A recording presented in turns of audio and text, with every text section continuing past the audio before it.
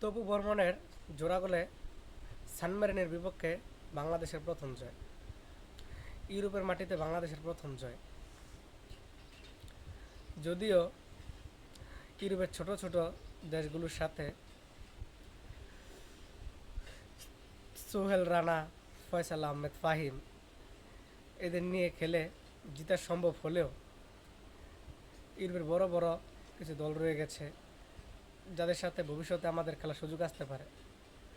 তখনও যদি এমন সিন্ডিকেট থাকে, ফয়সাল আহমেদ ফাহিম, বডি সোহেল এদের মতো প্লেয়ার যদি আমাদের স্কোয়াডে রাখি, আমার মনে হয় না আদৌ বড় কোনো দলের সাথে আমরা জিততে পারবো।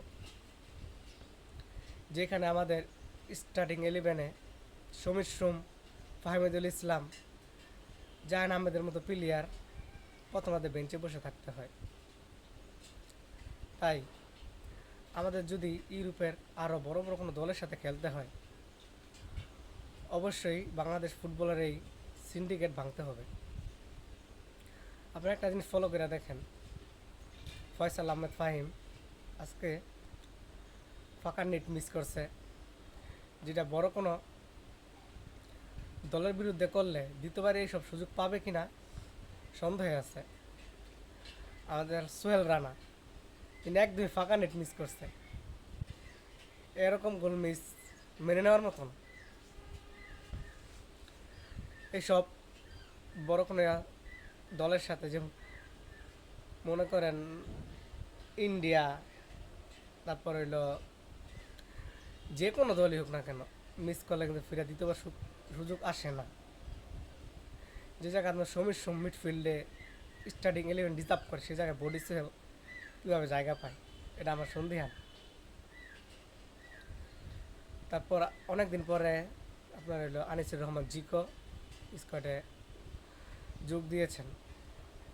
এটা একটা ফ্রেন্ডলি ম্যাচ ছিল। বিগত অনেকগুলো ম্যাচেই মিতুল মার্মা মনে করেন স্কোয়াডে ছিল। আজকে কিন্তু চাইলেই পারত আনিসুর রহমান জিকোকে পরীক্ষা নিরীক্ষা করতে, এতদিন পরে যেহেতু সে দলে এসেছে।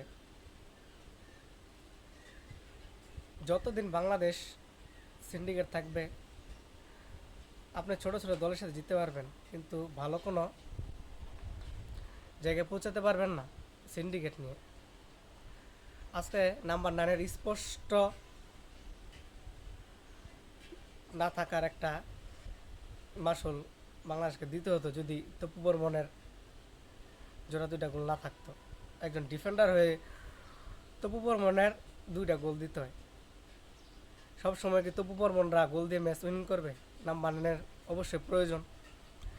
যে জায়গায় আমাদের ফরওয়ার্ড লাইন ফয়সাল আহমেদ ফাহিমরা গোল মিস করে, এই গোল মিসের মহড়ায় বাংলাদেশ কখনো ম্যাচ জিততে পারবে না। অবশ্যই বাংলাদেশকে ম্যাচ জিততে হলে নাম্বার 9-এর খুব প্রয়োজন। যত দ্রুত সম্ভব রোনান সুলেমান, ট্রেভর ইসলাম এদেরকে দল অন্তর্ভুক্ত করতে হবে। তাহলেই মনে করি বাংলাদেশের ফুটবলের ভবিষ্যৎ ভালো হবে। আর না হলে বর্তমানে বাংলাদেশের ফুটবলের যে জাগরণ, মানুষের যে বাংলাদেশ ফুটবল নিয়ে আবেগ, আপনি একটা দেখেন সিঙ্গাপুর, হংকং, সান মেরিনের উন্নত দেশও বাংলাদেশের হাজার হাজার সমর্থক পাওয়া যায়। এই জাগরণটা আপনারা সিন্ডিকেট করে নষ্ট করেন না। যত দ্রুত সম্ভব সিন্ডিকেট ভেঙে যারা যোগ্য প্লেয়ার তাদেরকে স্কোয়াডে সুযোগ দেন, তাহলেই বাংলাদেশ ফুটবলের ভালো, বাংলাদেশ ফুটবলের উন্নতি। এক হামজা চৌধুরী, এক সমীর সোম দিয়া সব ম্যাচ জিতা যাবে না। তাই ম্যাচ জিততে হলে অবশ্যই যোগ্য প্লেয়ারদেরকে যোগ্য সম্মান দিয়ে দলে রাখতে হবে। ধন্যবাদ।